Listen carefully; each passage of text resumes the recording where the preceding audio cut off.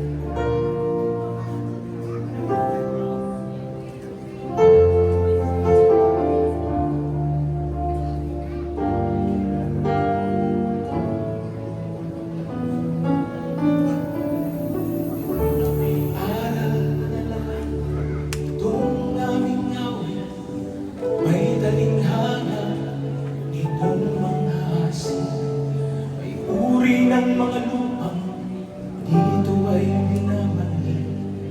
Apat na puso na nakikinig. Ang bibig ay ang salita ng Diyos na sa ating puso ay siyang Diyos. Dapat may malalim sa buhay na lubos upang magkabuhay.